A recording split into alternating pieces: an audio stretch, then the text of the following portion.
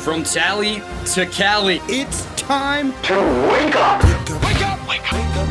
Warchant.com is your ultimate Seminole sports source. And this is Wake Up Warchant, presented by Corner Pocket Bar and Grill. One more Corner Pocket.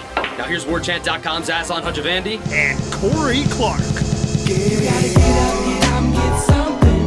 Wake up! What is up? It is Wake Up Warchant. It is presented by Corner Pocket Bar and Grill in Tallahassee, Florida. CPTallybar.com or pull out the phone, get the camera app open. The QR code, it's the logo. Just boom, hit it. Takes you right to the website. You can check out the specials. You can even put your order online and pick it up at the Corner Pocket Bar and Grill. Warchant.com, your ultimate Seminole sports source. Thumbs up if you're listening to us on YouTube. Speaking of YouTube, the Sunday Smash portion with Tom and Ira, where they spoke to Michael Langston, recruiting analyst, about the transfer portal, that's going to be included in this podcast. So if you subscribe to the podcast, you'll have some recruiting football stuff at the end of this. If you're listening to us on YouTube, it's just going to kind of be a replay.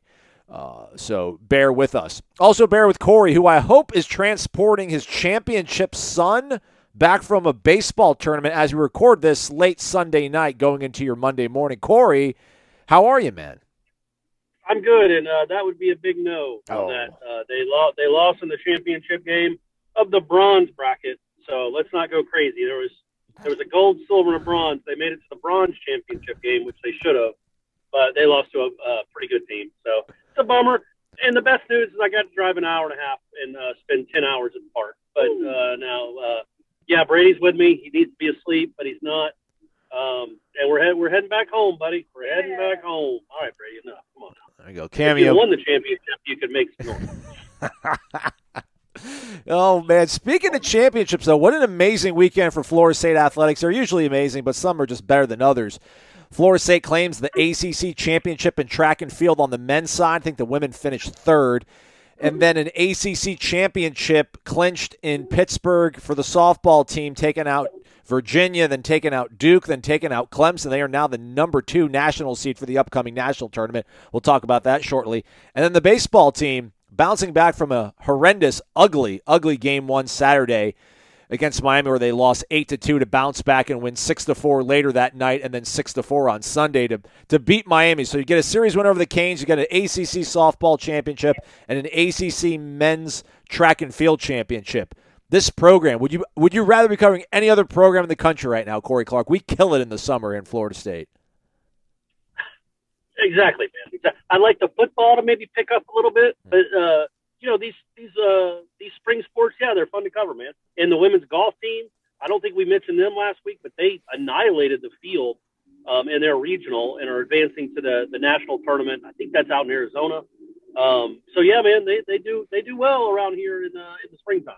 Yeah, men's golf number 4 seed in that part of the sport, the men's golf team. They're number 4 in the national tournament, number 4 regional down in Palm Beach. So everybody firing on all cylinders.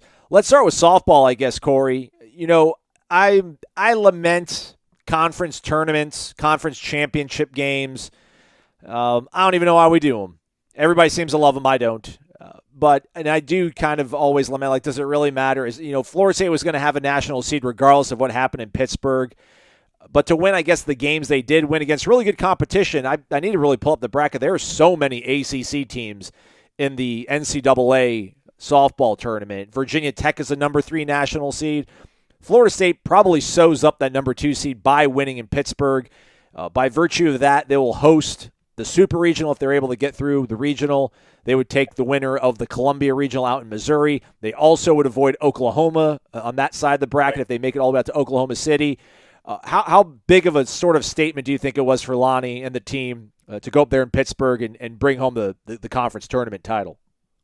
Yeah, I just think it was cool because this has been such a special team. What are they, 52-5? Something absurd. And something crazy. Like, that's a crazy record. It's almost lost 52-5. Because Oklahoma is so good. Yeah. And Oklahoma's lost twice all year. They lost their championship game, though, so they're not conference champions. Both teams are chasing bigger championships, but I think it's cool that this team has some hardware. There is going to be I don't know if I guess they don't put banners up for individual ACC championship teams at this school because they've won 18 of them, and the rest of the ACC's won 12 combined. But I just like the fact that this team got itself a trophy. No matter what happens the rest of the year, they did something, quote unquote historic, because this team deserves it. It's still going to be really hard even to get to Oklahoma City. And then once you get there, you might have to play two teams from the state to win a championship. That's certainly no guarantee. And the odds are probably stacked against you a little bit just because they stacked against anyone not named Oklahoma. But the fact that they, in 2022, as special as this season has been and this team has been, they got to celebrate and do a dog pile. And, they got, hopefully two more dog piles. Do you dog pile if you win a regional? No. I don't know if you do that. No, you don't. Only the super regional you do. Yeah. Yeah, super regional you do. And then obviously if you win the championship you do. So they got one out of the three out of the way because they won a conference title. And, winning the ACC, it's a goofy one because it's a one-off and all that. They're not series like they are during the season. But the ACC is not a joke anymore, man. It's a real conference. And those games weren't easy, any of them, especially the last two. But, they do what they do, man. They get the hit. They make the play when it matters the most. They get the out when it matters the most, and they win these games. Yeah, and the Duke game, that was a crazy one. They were cruising up 5-1, and then Duke takes the lead in the bottom of the fifth, and then Florida State responds in the sixth inning, hangs 3 runs to win that one 8-6, and then the championship game against Clemson. I mean, Florida State just comes out on fire in the first inning, but Clemson responds. They go up. Florida State ties in the bottom half of the second, falls behind in the fourth, and then hang 4 runs in the sixth to pretty much cruise away and win that one 8-6. So they're smashing it too right now, man. They look prime. Yeah. Collision course, Seminoles, Sooners, Oklahoma City, be there. But that you made a good point. For the people that don't know, the way the College World Series bracket is set up, it's in one pool is 1, 4, 5, and 8. And in the other pool is 2, 3, 6, and 7. So again, don't start counting chickens. You're not even out of a regional yet, much less to Oklahoma City. But if they were to get there and Oklahoma was to get there, it would work out like it did last year where you wouldn't face them till the championship series. And I think you'd probably prefer that because you give somebody else a chance to knock them out. Yep. But I don't know. Maybe you'd rather be in the pool with them because you don't have to be, maybe you beat them once and then somebody else beats them once, as opposed to having to beat them twice. But either way, you avoid them until the championship game. So that's a big deal. And then they deserve it, man. I mean, if you look by and large at this season, quite frankly, honestly, they probably had the best regular season of anybody in the country. I get why Oklahoma is number one, but Oklahoma played I would assume a much easier schedule because Florida State played a ton of ranked teams and beat almost all of them. I think they might have been undefeated or close to undefeated against ranked teams. I think like 19-2, I think 19-2 because the Virginia Tech series. Oh, yeah, that's right. But I think they probably had a more impressive regular season because of the competition they played. I mean, I got no qualms with Oklahoma being the number one, but man, what a great season. And I'm glad they got to cap it off the regular season anyway with that conference championship because they didn't win the regular season title. I guess Virginia Tech won that, but they went up there and took care of business. Mac Leonard doing what she does. That's right. Florida State 3 in RPI behind Virginia Tech and Oklahoma, but they are the number 2 national seed. They will take on Howard out of the MEAC. They're 31-22, Friday 8:30 in Tallahassee. That game's going to be on ESPN Plus, which is a bit of a bummer because the USF Mississippi State game, which pits, I guess apparently Mississippi State's the 2nd seed at 33-24, and USF is 44-14. They're the 3 seed. That game will be nationally televised on ESPNU at 6 o'clock. I guess maybe they're assuming that that'll be more competitive, or maybe they just want to get all the Florida State fans. They're playing at 8:30. That's what they had. That's what they had on the TV screen. Geez. Yeah. So. All right. That's like. By the way, yeah. So I'm driving back, folks. I will apologize again for the audio. I'm in a car. It's 11 o'clock at night, and my son just ended his baseball tournament 25 minutes ago. So on a school night. So good times. Good times. Dad of the year, parents of the year. Is the season over, or is this just one of his travel teams? It's another tournament, and they got a trip to Charleston in a couple weeks. They got another Memorial Day. No, we still got 3 tournaments left, buddy. Still got 3 tournaments left. Drink it in. And then again, as I said, they're paired with the Columbia Regional, which is Missouri State, Arizona, and Illinois. So, again, if they take care of business here this coming weekend, they would then host the winner out of that regional. Is Missouri the 1 seed? Is Missouri the 1 seed in that one? Yes. Do you know their RPI? Do you have that up? I have it 18th. They're 18th. Yeah, see, that make sense? I guess that makes sense. You would get, I was trying to think, like, they should match it up where the 2 seed gets the second worst regional host in their eyes. You know what I mean? Yeah. And maybe Missouri is.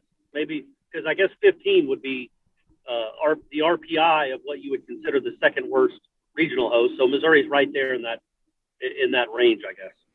Yeah, Oklahoma has like they've got some SEC team in their regional, and they've got like a Big Ten team, and then they've got like an auto qualifier, lower conference. Right. So it kind of stacks up close to what Florida State has, but a lot of hardcore, dedicated, passionate Florida State softball fans on Warchant think that Florida State got hosed. I guess USF's got a pitcher that's really lights out, so that's got some people concerned. But listen, this team, what they've done, they've beat UCLA, they've beat, they've taken care of business. They've played the top teams in the country. I think they've taken out UCF. I think they played Alabama down there in Clearwater. Alabama's 6 right now in RPI. They took care of business against Florida. They played Alabama in Tuscaloosa and beat them. Yeah, that's right. Yeah, that's right. Yeah. So I'm not worried about it, but I get it. We want the easiest path for the team. I guess much like we want maybe the easiest third guaranteed team on our football schedule when it comes to the 3-5-5 model. Sure, absolutely. So I did see that. I don't know. Should we go? Oh, that's almost like forcing the football right there, Corey. It was almost semi-natural. Our guy old Dad's started a thread on the Tribal Council Warchant.com and put a survey and said, "What do you base your wants for a team not named Miami to be?" So if it's going to be if it's going to be Miami, then where does it come down to determining the other 2 teams? What are you going to base it on? Would it be the attraction playing them on the road, the venue, how the nation would view the matchup, the fans and the energy it would bring to Doak when that team visits? Would you want it to be a mostly winnable game, say Duke, or is it geography so both teams can travel, or is it something else? And I started thinking about that, and I think for me, man, I think we need to maybe worry about how the nation views the matchup. Good television, more than I get it. Like the Georgia Tech game makes sense geographically. It helps bring in fans, but I don't know, like the attraction of playing them on the road. Like it's not like an awesome thing to go and play at Bobby Dodd Stadium, but there are worse places in this conference, I guess, to go to. Any of those particular qualifiers tickle your fancy more than the others? No, man. Miami and Clemson have to be 2 of them. They just have to be. The ACC should cease to exist if Florida State isn't playing Miami and Clemson every year. That's just the way it needs to be. For the good of the conference, for the programs, all of it, for hopefully a better TV deal, that has to happen. So it really comes down to the third one. And when you've already got 2 rivals and 2 big marquee national type games, especially if these programs are any good, then yeah, that's why I like Georgia Tech. Georgia Tech fits the bill on the other one. Geographic, not the hardest game. Fans can get there. Syracuse, BC, Pitt, Virginia Tech, none of those add that at all. And I just think that makes the most sense. Like, you wouldn't want to give them Virginia Tech. I just feel like, maybe Virginia Tech gets its act together because they're one of the few fan bases that actually care about that sport in this conference. And maybe they get their act together, and all of a sudden now you've got 3 tough games every year. I think Georgia Tech will always be what Georgia Tech has always been. They'll be good twice every 10 years. They'll have an 8 or 9 win season. After that, they're always barely in a bowl. That seems like, to me, a perfectly reasonable third option. Or Duke. Duke's always terrible. That wouldn't be bad. But I would say, to me, Georgia Tech makes the most sense, which is probably why it will be Syracuse. It's Georgia Tech is the correct answer, remains the correct answer. We'll probably talk about it at least 4 more times for the next 6 weeks or so as we try to power through the offseason, because that's what we do. How about this, Corey? Nick Saban on the Paul Feinbaum show last week said that, quote, "One of the things I would like to see us be able to work back to is everything in college football has always had parity." My guy Lane Kiffin retweeted that with a bunch of laughing emojis saying, "I love the GOAT, but coach, you feeling okay?" So real quick sloppy research. From 1990 to 1999, 7 different programs, I think, had won the national championship, or maybe it was 80 to 89. I think it might have been 80 to 89. But then from 2010 to 2019, it was 5 different teams in a decade had won. So, like, how do we define parity then?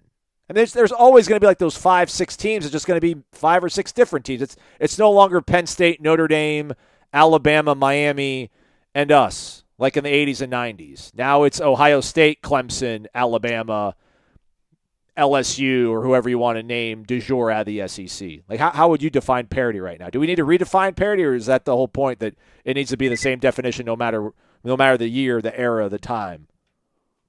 Well, look, man, college football has always had the haves and the have-nots. Sometimes a have-not will become a have, but who was the last one to do that? Oregon? Us. Well, I guess. Well, they haven't won it all, though. Florida State or Oregon? I guess you could call Oregon a have. Like, they've played in a couple of championship games, and they're a good program. But it has been a long time since somebody came and became a power that wasn't one in the 80s or 90s or 70s. That's how the sport works. I would love more parity. Everybody listening to this knows that. I think with the problem right now is, you mentioned, like, it's not Michigan, Notre Dame.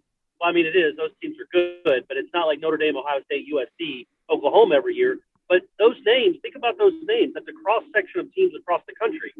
All the powers now are kind of focused in one region of the country, and that hurts the sport. And maybe that's what he's talking about with parity. I hope he is. I hope maybe Nick Saban will be the guy that leads the charge for the SEC to stop taking all this money and dole it out to other conferences. Don't see that happen. Don't see him taking a pay cut either. But, man, I define parity as, I don't know, man, you go into a season and 18 to 20 teams have a chance to feel like they have a legitimate chance to maybe make the playoff, maybe 25.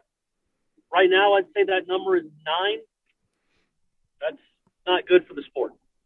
And how many teams realistically start a season with a chance to win a championship? Well, 7? Did Florida State realistically start with a chance to win the national championship in 2013? I mean, we were ranked 13th in the nation. I mean, it wasn't too much. Clearly, because they did. But also, like, the whole question with Florida State was the quarterback. Well, we got that answered in one half in Pittsburgh. And then, they were very much – they didn't come out of nowhere after that.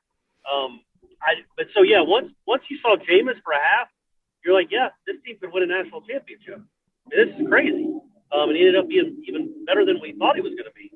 But, I think that season, you had Alabama. I mean, Auburn ended up playing for it. You probably started that season with 10 or 12. That if things break right, maybe they have it. Well, and that was also that was the last year of the BCS, right? So only 2 teams played for it. But I think you had that season where there were probably 10 or 12 to 15 teams that figured they could get in a playoff if there was a 4-team playoff. We're not there anymore, man. I don't think we're at 20 teams that feel like 15 teams that feel like they can get in the playoff. I think we're at about 9 or 10. And to actually win a championship, I think it's half that. And that's bad for the sport. Yeah, like, I mean, literally 20 teams. How many teams starting this NFL season think they can make the playoffs? All 32. All 32 do. Well, I don't think the Falcons are, man. Come on. It's Mariota and the kid from Cincinnati is the quarterback. They're not trying to make the playoffs. But I'd say there's probably 28 that probably think if things break right, they can win 9 or 10 games and have a shot. Yeah. That's not happening in college football. And that gap keeps getting wider. I think you made a good point about it becoming so regionalized because, I mean, looking at this, in the 90s you've got, Bama, Florida State, Nebraska, Michigan, Florida. So, I mean, you've got SEC, Big 8, or whatever they were at that point, ACC, SEC. So you've got at least 4 of these conferences. I think, like, in this day and age, like when we think about parity, maybe we need to start thinking about, like, can every Power 5 conference at least have 3 legitimate national championship contenders? And we're not at that point. That's a good way to figure it. Yeah, no, absolutely not. The ACC has 1, maybe none. If DJ's the quarterback for them, I don't think they have a legitimate shot. No. The SEC has, 3 or 4. Big Ten has 1, maybe. And what do you think? The Pac-12 maybe has 1. Yeah, that's probably a reach. That's it. that's probably a reach. Yeah, that's bad news for the sport, man. That's bad news. Hopefully it gets fixed, but I don't know how. And look, man, I've said this before on this show, but I want people to understand that Florida State had more top 5 finishes in the 90s than the entire SEC combined. Florida State, one school, finished in the top 5 10 times in the 90s.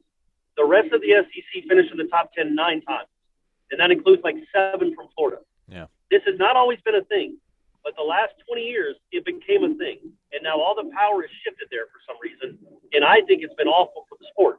But maybe Nick Saban can somehow lead a charge for more parity. I don't even know how that happens.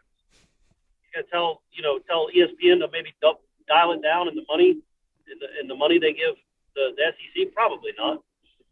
So good times. The clutch shot, the biggest hits. It's time for the Zaxby's Indescribably Good Player of the Week. You heard the man. It's time for the Zaxby's Indescribably Good Player of the Week. I'll go first if you don't mind, Corey. As we mentioned at the top of the show, a championship-filled weekend for Florida State. That includes in track and field, where the men took home the conference title in the tournament. Jeremiah Davis, the MVP performer for the entire meet on the men's side of things. Our guy finished second in the long jump at 26 1.5 inches behind his teammate Isaac Grimes, so shout out to Isaac. And then Jeremiah finished third in the triple jump at 53 1/4. He's MVP though, Corey, so that's pretty cool, even though he didn't finish first in an event, because, as you told me. Yeah, he racked up multiple points for his team, but I don't know much about it, but I think it's pretty rare maybe to be a long jumper and a triple jumper. Good call. So I could be completely wrong. Maybe they all do. So for him to finish in the top 3, for him to be on the podium in both of those events, I think is probably pretty rare. Yeah. MVP of the meet, 149 points. That's the most scored by a team in the track and field championships. And the margin of victory, 56, the largest margin of victory since league expansion. So shout out to Jeremiah and the track squad. Who you got for us, Corey? Yeah, I'm gonna go with Mac Leonard. Could have gone with Harding. Could have gone with Flaherty. I mean, she just keeps on crushing the ball. Sydney Sherrill, all of them. But I'm going to go with Leonard because she hit the 3-run bomb and just crushed it, too. Like, she hadn't hit a home run in a while, I don't think. Certainly it never – like, it's interesting with her because she transferred from a smaller school. It has never really been in a postseason moment like that. So for her in that moment, in a tie game, after in a tough game against a really good team in Clemson, with a 5-5 game, 2 outs, 1-2 count, to hit one to the moon to give her team essentially the championship. After starting the game on the mound, or not on the mound, on the rubber, whatever, in the circle. In the circle, there you trying to get the vernacular right. Really cool moment for her for the transfer, and she's been great all year. She's first team All ACC, but that was by far her biggest hit, and that was cool to see. And by the way, shout out to Zaxby's. I crushed some late last week. I was going for a Zaxby salad because I love those, and I'm like, you know what? Nope, I've been good. I'm gonna go with I just went with the regular fried chicken. Crushed it because it's too good. It's undefeated. It's undefeated, and it's indescribably good, just like Mac Leonard and Jeremiah Davis. Our Zaxby's Indescribably Good Players of the Week. Mother Nature threw a damper into the weekend plans for the Florida State-Miami series. That was supposed to be a Friday, Saturday, Sunday set, 7 p.m. Friday night primetime, 7 p.m. primetime Saturday, and then a noon rubber match possibly that was going to be nationally televised. But Friday, after about an hour and a half delay, they went ahead and called it for a doubleheader on Saturday, which Corey and I kind of debated via text message with Ira. Hopefully he should have officiated and made a decision, but he didn't. It turns out Corey was maybe right in the end, although I don't know, man. I still think they should have thrown Parker in Game 1, which they did, because it was a 2 p.m. game. Corey thought maybe let him go under the lights with a more lubed-up crowd, plus he's used to throwing at night. My thing was, like, let's not go into the postseason with him throwing his first game, possibly, of the season in the afternoon in a regional. To which Corey, your retort was like he probably would end up going in Game 2, even if they are visiting somewhere. But they looked bad. They looked bad in Game 1 Saturday, man. That Carson Palmquist kid absolutely shoved and they went down 8-2. The bats just couldn't do anything, and then you're like, this is what they are, man. This is what they are. They're inconsistent. They're going to go up against really good pitching, and if their pitching fails, bad things are going to happen. But then Ira Tom shows up, covers game 2, 6-4 victory. Wyatt Crowell doing what he does, he's like backdraft. He just comes out and puts out fires, man. Sometimes not even a high leverage situation. They'll just throw him out there in the 4th inning to start things off because they can only get what they could get out of whomever. This time was, Bryce Hubbard, on Saturday who started. So Crowell comes in and throws a dandy in relief. And then on Sunday, it's Ross Dunn, who, again, was supposed to be shut down, Corey. We hear from Meat, like on a Wednesday, Thursday, we're going to shut him down. And then a couple days later, he shoves against TCU, and then he did the same thing this week, saying that they're probably going to shut him down. He comes in Sunday in relief of Carson Montgomery, who was struggling, and helps them to another 6-4 win. They take the series. Any attitudes changing about how you feel about this team? Oh, no, not at all. This is what they do. I mean, they can look terrible, and then they can beat a really good teams back to back. That's what having some depth on the pitching staff can give you, and some timely hitting. Now, they didn't have a ton of timely hitting. They were horrible with runners in scoring position during the doubleheader. But yeah, man, it doesn't change how I feel about them in the postseason, right? Like, I think they can, like we talked about, they can get to a super regional. They can win a super regional. They can also go 0-2. I would be surprised if they went 0-2 just because of those 2 starters they have, but not shocked. But I also wouldn't be surprised if they got to a super regional and won it on the road. Going back to the original conversation we had, I just think don't mess with a good thing, man. And I'm not the manager. I don't know nearly as much about baseball as Mike Martin Jr. Parker Messick is used to pitching at night in that crowd, in front of an energetic crowd in Miami, Florida State on a Saturday night with Parker Messick on the mound would have been raucous. And instead, he pitched on Saturday afternoon in the heat, which he's not used to, in that kind of heat anyway, and in front of how many people? Couple thousand maybe? Yeah. Because it was a doubleheader, it was a long day. It didn't make sense to me. That's your horse. I know you want to keep it Messick Hubbard or whatever, but Messick needs to pitch at night if you can, under the light. That's where he shines. Don't mess with it. Don't mess with it. And it ended up they won the second game anyway. So who's to say? And they only scored 2 runs in the first game. So it really was a wash. I just think I would have played that completely different. Bryce Hubbard is used to pitching in the afternoon. He did it a lot on Saturdays. He's been bounced from Saturdays and Sundays. He's an afternoon pitcher. I know people might be rolling their eyes thinking, what does it matter? Probably doesn't, I guess. You can't prove that it does. But if you've ever watched Parker Messick pitch, man, he feeds off it. He feeds off the energy in the crowd, and they feed off him. And that would have been the biggest crowd he's ever pitched in front of. Probably ever, I would think. At home anyway. Because he had the COVID year, then last year they didn't have a big, great home series, and instead he pitched in the afternoon, didn't pitch well for, I think maybe there's no correlation there, but I first guessed that one. So that's enough of that. We'll see what they do when the postseason comes around. The big thing about this series is it keeps them in contention, right, for a regional. Yeah. And they're pretty darn good at home. They've proven they can beat good teams at home. Not so much on the road yet, but they've proven they can beat good teams at home. And beating Miami 2 out of 3, that should probably bump their RPI right into that range, that 16 range, which is where you want to be. And they have a really tough strength of schedule. That's where you want to be come Selection Sunday or Selection Monday, because you might get yourself a regional host. And that's kind of all you're shooting for now. I can't imagine a top 8 national seed is on the table unless they were to win out, maybe. Yeah. Like go up, beat Florida this week, and then go win all 3 in North Carolina, and then go win the ACC tournament. I mean, that's not asking a lot. Just like a 8-game winning streak to finish off the regular season against 5 or 6 ranked teams. But they're definitely in contention now. They put themselves in a position to be in a position. Now they just got to at least, win 3 or 4 more games probably, and you're probably going to be hosting a regional, I would think. So good. That's a good weekend for them, man. That's a good weekend for them. Yeah, man. And man, you mentioned Crowell. Other than Messick, he's the second best pitcher on the team and has been for the second half of the season. Yeah. He's been unbelievable. He's been great. And I just, what a luxury that is to have an arm like that, where if your starter gets in any trouble, you're like, like, all right, man, just give me 4, and then Wyatt can go the rest of the way. And he's just got some nasty stuff. He's got some blood forward to him. He throws hard, and he's got a ton of confidence right now. So, I don't know what you do with him. I assume Meat just keeps him in this role. But man, it just I don't know what you do with him come the postseason, because that's a valuable arm, and I feel like maybe you could use it twice in a series.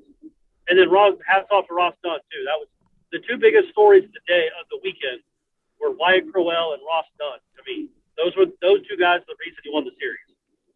Yeah, man. They are now 14-5 in their last 19, and to your point about like don't mess with it. Keep putting Parker out there at night. Let him be your game 1 guy. Although I think if they end up not hosting a regional and they're a 2 seed in a regional, they probably, to your point in the text message, will let Hubbard go in game 1 so that if they win that game and they end up facing the number 1 team in the winner's bracket, they'd have Parker going. But that's putting the cart before the horse on this. But man, they are 14-5 in their last 19, including like the series win over sweeping Louisville, beating TCU, beating Miami. I think it all started. I think that mark, if you go 14-5, I think starts with the victory over Florida as well. Like, do you not mess with it? Did you still keep trotting, Carson Montgomery out there, despite the fact that like he looked special in those 2 outings a month and a half ago, and not start Mike Crowell?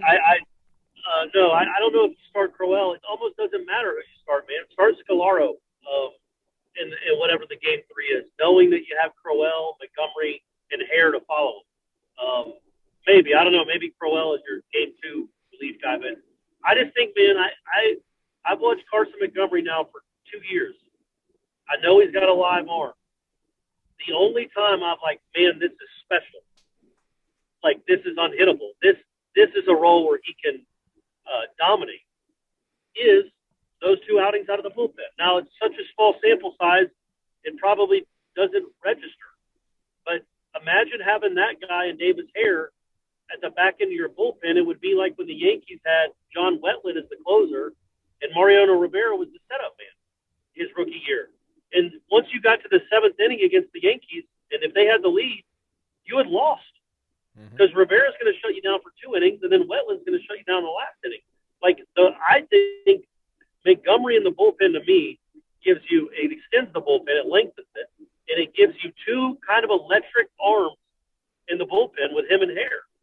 And it shortens the game. If you get a lead going into the 7th inning and Montgomery's on, you feel pretty darn good that you're going to win that game. And what has he done as a starter I just think he makes much more of an impact this season with this team as a back end reliever. But clearly they don't think that. Maybe this outing will be the turning point, the spark that gets them to maybe like rethink what they're going to do in the postseason, pitching wise. But I just think Wyatt Crowell is those two innings that he pitched in relief were ridiculous. And it looked like he took to it well too. He liked that. He liked it. Well, you mean Carson Montgomery throwing in relief? Carson Montgomery, not Wyatt Crowell. It looked like he took to it. Like some people shy away from it. Yeah. It didn't look like he did, and he's just not giving you much of anything, quite honestly, as a starter. He just isn't.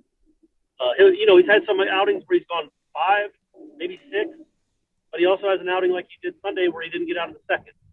But if he's in the back end of the bullpen, you feel pretty good if you get to the 8th, 7th, or 8th inning with him in a close game. So it'll be interesting to see what they do, but it's good to have options, right? Absolutely. They got some options. They got some guys that are pretty nasty that might all be pitching in the big leagues, like Messick, Hubbard, Montgomery, maybe Davis Hare. Well, Crowell. Meat said after the game, he's like, check back in 4 or 5 years. He's like, there's going to be 15 guys probably playing in the big leagues that were on the field this weekend from both teams.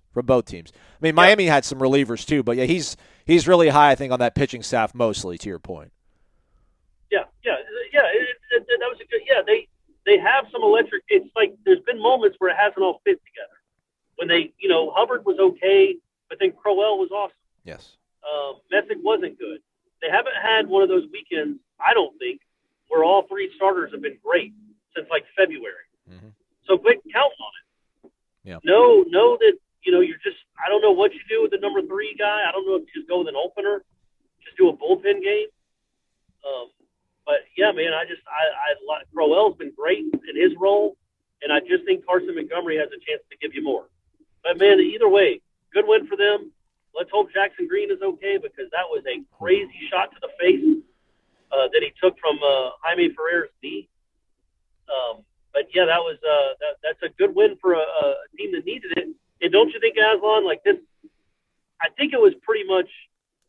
It wasn't cemented yet, but now I think it's pretty much cemented that they're definitely going to be in the NCAA tournament. Yes. Even if they lose out. Yes. I'm not speaking that into existence. I'm hoping that doesn't happen, but I think they're in the NCAA tournament because of this series win, no matter what happens the rest of the way. Yes, I agree. Yeah, I mean, I didn't want to meet that and jinx it or whatever, but I mean, that's too many quality series wins. I mean, I think right now their RPI is 18 or 17. And it's Florida and North Carolina they're playing. They're not playing the Sisters of the Poor in Dixie State, so it won't be too much of a hit to them. But yeah, that's that would tie them for the most consecutive appearances in an NCAA tournament, which is just crazy. Because you're defending champs right now, Mississippi State. They're not going to the tournament unless they win the SEC tournament, which they're not going to. It's crazy when you think about it. Miami missed out on the tournament a few years ago. I think maybe the last 2 seasons of not Jack Morris, but Jim Morris's career. So Jim Morris, yeah. You'd always ask about that. Like, would you give up all this consistent success for one championship? And it's like, yeah, probably. But man, it's awesome that this team is always great. And that game Saturday night, like I was watching some of it on television because, Ira was cool enough to go cover it so I could get away for a little bit. And on Sunday, man, like in that final inning when Davis Hare just struck out the side, like that, Hauser still I don't get too romantic about sports anymore, but man, there is something about that place that it does come alive. And I mean, the people that go to those games really realize how important it would be for this team to finally be able to, get that freaking monkey off the back, but we'll see how it goes. Do check out the interview with Ross Dunn, everybody. The only thing I wanted to kind of double back to, Corey, I mean, he was really cool after the game, really open and revealing just about kind of what he's been struggling with on the mound and why he thinks it worked out a little bit better for him on Sunday. But these are his 3 last appearances. He comes in relief against TCU. It was a blowout game, but I think he pitched 2 innings and just struck out like 5 or something crazy. And then he started against Jacksonville last week and just looked terrible. I mean, didn't even go a full inning, hit a batter, walked a batter, let it hit, run scored. And then you're like, man, what are they going to do with this guy? And then they end up bringing him out of the bullpen, and he goes 4 innings or whatever he did on Sunday. Like, he's a guy that, clearly performs better coming out of the bullpen and almost said as much himself. So, yeah. I don't want to use a Florida game ever as a science experiment, but man, I think Tuesday night they should kind of go about figuring out what they want to do when not late May, but when June rolls around, because start I know you said just start Scalaro almost as an opener. They did that against Florida earlier in the year, but I think that's what they got to do on that third game because yeah, man, if you got Baumeister and you've got Ross Dunn and you've got Carson Montgomery and Wyatt Crowell and Davis Hare. And, Connor Whitaker, you got all these guys that you can bring out of the bullpen. Like, that's impressive, man, because Ross Dunn starting right now is probably not going to work out. I don't think Carson Montgomery starting is going to work out. Not at this point. We've seen enough. And, and you're to the whole point about not shaking things up and making Crowell a starter. Bryce Hubbard really hasn't thrown. I don't know if the last time he's gone like 7 innings. Maybe he did against Boston College, but that might have been the first time in a long time. So having Crowell being able to come in and give you that long relief, I think Tuesday in Gainesville gives them the opportunity to figure out what they want to do moving forward. And then, funny enough, man, this conference tournament, I know you're kind of joking around about winning out, but if they beat Florida, win the series in Chapel Hill, and then mess around and win the ACC tournament, that's probably a top 8 regional team or top 8, a national seed. So. It's a very big if, though. Yeah, That would be with them winning on the road. It is. Which hasn't happened a lot this year. That's why, again, getting that top 16 seed would be so pivotal because at least that first weekend they're at Hauser, which is it's paramount. It's a big deal for this team. I don't know why. It shouldn't really matter being away from home, but it does with this And yeah, man, there are some. It's always been that way. There are certain pitchers that just are better at spur of the moment. Haven't had a time to think about it for a night. Haven't been thinking about their start for 36 hours. They just like, oh, that's okay, what he our said. starter's in trouble. That's what he said. Yeah, I'm going to pitch, and you get out and pitch, and you don't think about it. You don't paralyze yourself with the analysis. You just go out and play baseball and pitch. And some guys are like that. I remember the 2010 team. I think it was John Gass and Jeff Parker. Neither one of those guys. John Gass actually ended up making the major league, but neither one of those guys could start for anything. They were terrible at starters. Like, bring them out of the pen, and they give you 4 innings of 2-hit, 1-run, 6-strikeout baseball. They would be really, really good, but it just, well, for whatever reason, they couldn't start. They didn't do that well. And I think maybe Montgomery and Dunn are both that. But you could go. You're right, man. In that Florida game, I would have Montgomery and Dunn both pitch. And I know Dunn threw a ton of pitches. Just have him pitch an inning to see if he can do it every other day. Yeah. Because there is a chance, whether it's a super regional, Omaha, woo, you might want Russ Dunn and Carson Montgomery to be pitching once every 2 days to see if they can do it and how they hold up with it. Because I think right now you go into a regional thinking, all right, I got Messick for 7, and then I've got what? Hare for 2. Yeah. And then the next game I've got Hubbard for 5, and then Crowell. Mm-hmm. And then Sunday, what? I don't know. But I'd like to see maybe Montgomery is the guy that can pitch on Fridays and Sundays. Or he's going to be the Sunday starter, and he's going to make me look like an idiot because he's going to be awesome the rest of the way. It just doesn't seem to have clicked with him. But either way, that was a really good win, man. Feel good for Alex Terrell too. Got to beat his former team. Yeah. I'm ready to get hurt again, guys. So I know. Hey, by the way, I wasn't there. Did they take my notes on the video board? No. Any changes to what's going on the video board? No. There was one thing they did on the video board that was cool, but otherwise, no. It was just still photos. No. You talking about the bongo cam? Hey, the bongo cam's a hit, man. I got no issue with the bongo cam. But still, just no stats, no pitcher stats. No. Just a big old picture of the. You don't even know who's hitting for the other team. No. Literally don't have the name of the other. Okay, I'm not going to complain about it again, guys. But I was wondering if they took my notes. They did not. Maybe it changes for postseason play if they're back at house. By the way, too, you did ask about Jackson Green. He stayed in the game, but then they subbed him out when they came up to bat because it was his turn in the order. And then when they went back out for defense, I think in the 9th inning, he got reinserted back in the game. I guess apparently you can do that because I guess he was put into concussion protocol. So he was able to be like you can be one time taken out of the game and be reinserted back in. So the fact that he got put back into the game, I think bodes well for him being available. Maybe he's not going to feel all that well on Monday and he won't want to go Tuesday in Florida, but I'd find it hard to believe. I think he'll probably want to be involved in that game, but I don't think they'll be missing him for an extended period. So it was crazy though. I mean, that was just scary. That was scary. What was he doing? Like, I love you, Jackson, but what are you doing? That was Ferrer's ball by a long shot. He was. I mean, golly, he freaking tracked like 80 yards to get to the ball. Jackson. So the problem on those plays, because I've been a part of it and I've slammed into a right fielder before. If the right fielder isn't sure he's going to catch it, he's not saying I got it. Right. So. And neither is Jackson Green because he's not sure he can get there. So you have 2 fielders going for a ball that neither one of them is sure they can get there. So you don't say I got it when it's an iffy. Yeah, when it's like I might be able to get there, you don't call out mine. Yeah. So neither one was calling mine. I'm sure because neither one knew they could get there because it was hit right in between them, and that's how those collisions collide or those collisions happen is because neither fielder is confident that he's got 100% chance to catch it, and it was just. Yeah, I mean, that was a really bad one. It kind of reminded me of, J.D. Drew and Brooks Badeau, I think, back when J.D. was the best player in the world, and he collided with Brooks Badeau. I think it was Brooks Badeau, who was the starting shortstop, and ended up breaking his leg on a play like that. So, yeah, really bad things can happen on those because they are running full speed. But usually they run full speed like into each other chest to chest or shoulder to shoulder. Not knee to face. That's a tough one. That's a tough one for old Jackson Green to wear, man. That was impressive. He got up from that.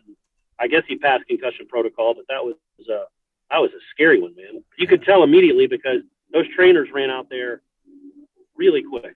Oh yeah, he didn't move, man. Like he was laid out flat, not moving. It was scary. But shout out to Jaime for holding on to it, though. He held on to it. Yeah, big play. Yeah, it was a big play. That was a big out.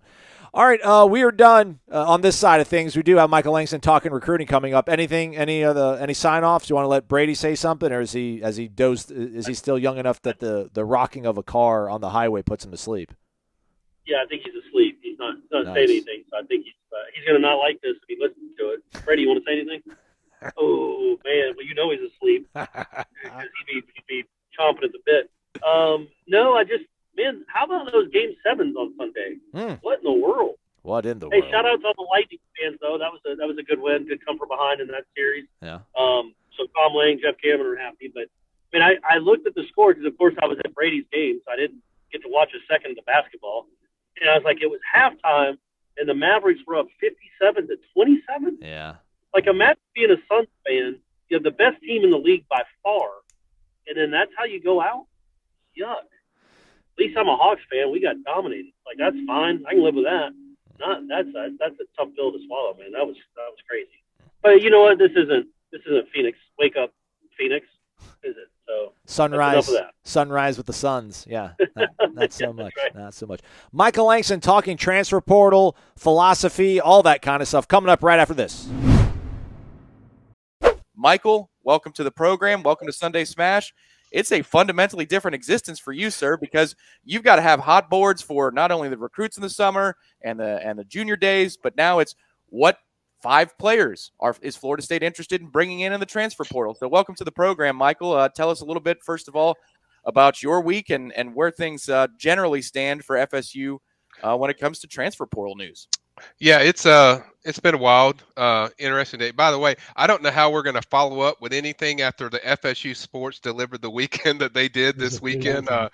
ACC champs in track, softball team winning ACC championship, and then FSU pulling the unthinkable and winning a baseball against Miami. I never saw that coming, so I don't know how you follow that, but it's been pretty good. This weekend, people have followed. The JUCO transfer defensive end that visited this weekend. Seems like FSU seems to be in a good position. That's not portal news. He's more of a 2023 guy that they're pretty high on. That certainly made an impact. And then earlier this week, I dropped some names on the the message board about guys I'm hearing that there's activity with. One was Dimitri Emmanuel, offensive lineman from Charlotte. That should ring a bell since that's where Atkins is from. He knows this kid, so I think if he pushes, he's going to get that kid. And then another guy we mentioned did a story on, and Ira raved about him, is defensive back Josh Newton, Louisiana Monroe. Phenomenal kid. It's as good as you saw in the interview. That's exactly what he's like in person. Just talking to him, I was extremely impressed. Just his mindset and the way he looks at things. People can go on there. It's about 4 kids. I'm not going to list every single one of them, but certainly those are kind of the 4 that I've heard that they're looking at. And then certainly they had a few, like I said, a defensive end visiting this weekend that I went over and broke down that story so people can read it on the front page. But yeah, that's kind of where they sit with the portal. There's 4 guys that there's solid activity from. That doesn't mean they're just 4 guys.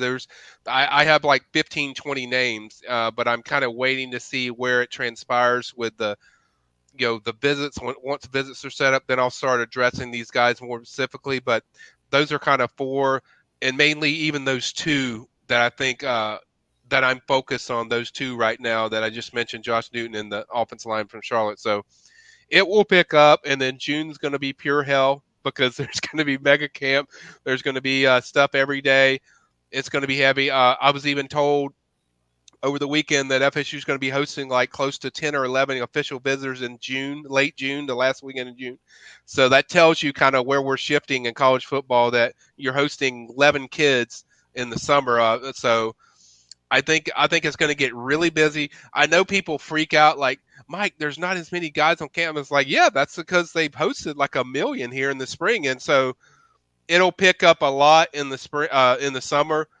It's going to be extremely busy around the Moore Athletic Center and busy around FSU with camp time. So this is just starting. It's about to start to crank up in June. Yeah, man. My guy Newton, who he went in the portal from Louisiana Monroe, ULM, played for Terry Bowden last season, and went in the portal, came back out of the portal. Now he's graduated, went back in the portal again. And that interview, man, was awesome. And I encourage people to go read it. It's up on the site at Warchant. He's a corner, which I know a lot of people are kind of wondering why Florida State is still in the market for a DB. Some people feel like they should be focused more on other positions. But he's a corner, and he's a really good corner according to PFS rankings. And then you hear him talk. I love that kid, man. And if one of the things he talked about was just talking about the recruiting process. And he's like, man, I don't need all the photo shoots. I don't need to be swayed. We're going to have a mature conversation. How can you help me? How can I help you? Is that the place I need to be at Florida State? And I just was real impressed. And if his grades at PFF are very impressive, I think they're high 70s as a cornerback. Florida State doesn't have anybody else really playing at that level. I like that guy. And it doesn't mean they can't go out and get another offensive lineman, defensive end, other positions, but I really like that kid.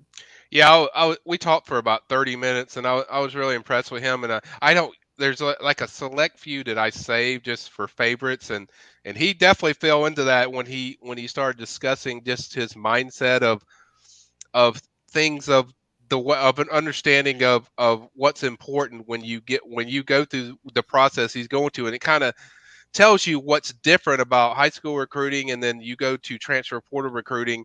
It's a lot different, and this kid has the right mindset to going into the situation, no matter if it's FSU or not.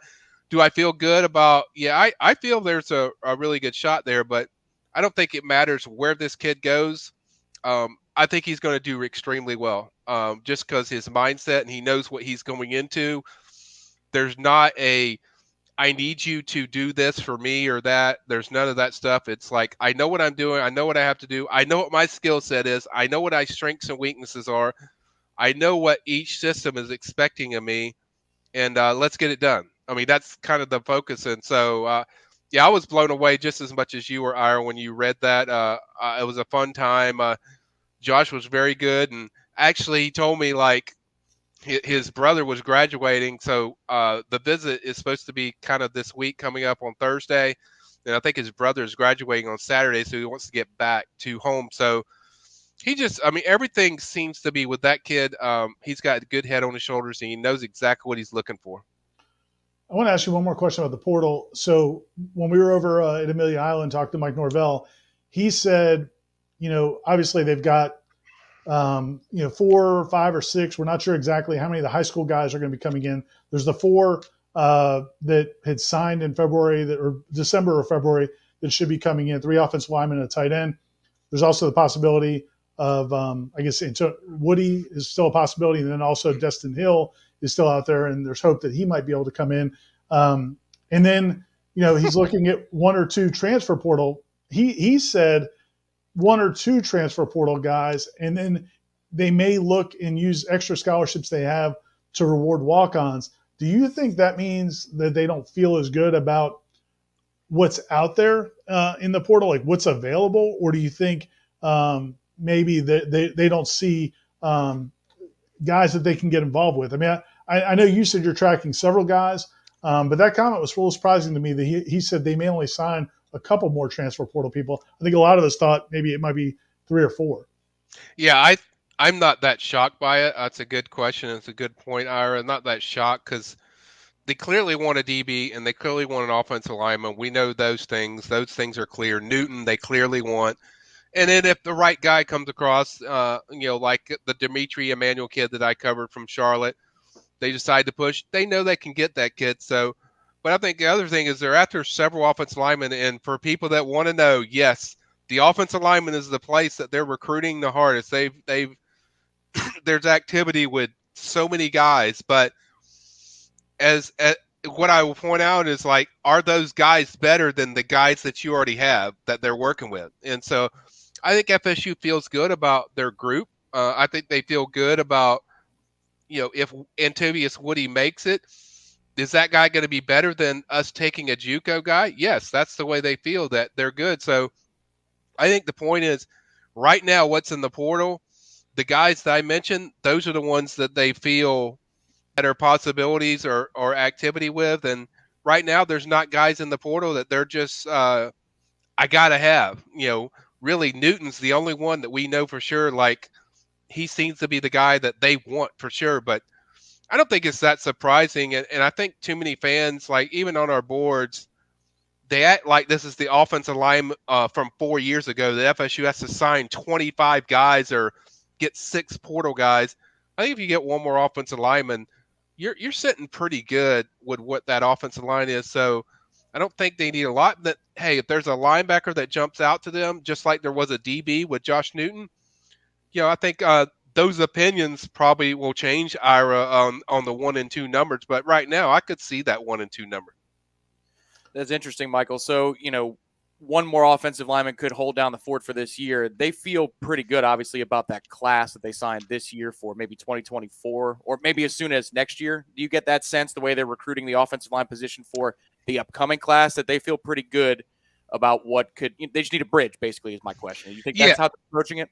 Yeah, I think they're approaching it, and I think the interesting part is they really haven't gone after another receiver. So it leads you to believe, not to get people excited about the D word with Dustin Hill, but it makes you feel like this is a possibility if they're not actively really pushing for guys. I mean, they had a chance to get the Landers kid who ended up at Arkansas today.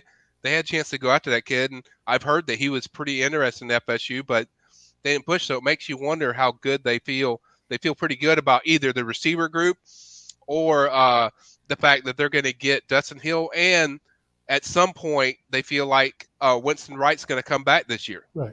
So they might feel good about that. So I think they just feel good overall with the bridge of their roster of kind of how it's setting and where it's developing into. Yeah, and that's one thing. Sorry, Tom. The one thing I just wanted to say to I think with both of those positions, wide receiver and offensive line, we got to remember that, and again, I'm not telling you should just blindly trust coaches, but we also have to remember that they've got more information than we have. And so they may feel really good about Winston Wright's recovery. They may feel really good about Destin Hill. They also may feel better about that offensive line than we think, from the standpoint of going into the spring. The one thing we were all kind of expecting or hoping to see was that Caden Lyles could be the answer at center, and then Bless Harris maybe could be the answer at tackle. Some people, because neither one of those just jumped off of the page in those 15 spring practices, and where we all walked away just being blown away by them, I think people have taken that as that those guys aren't going to be what they want them to be. When we did talk to Coach Norvell over in Amelia Island, I just asked him, I said, man, how good do you feel about those two guys? And he's very excited about both of them. He's really excited about Caden Lyles and Bless Harris. So those guys may be better than people think based on what they were hearing from those spring practices. And if they are, you already were bringing back everybody else on the offensive line. That group, I still think they need to go get one, but maybe it means they don't have to go out and get 2 or 3 offensive linemen. Maybe if they just get one, they'll be in good shape.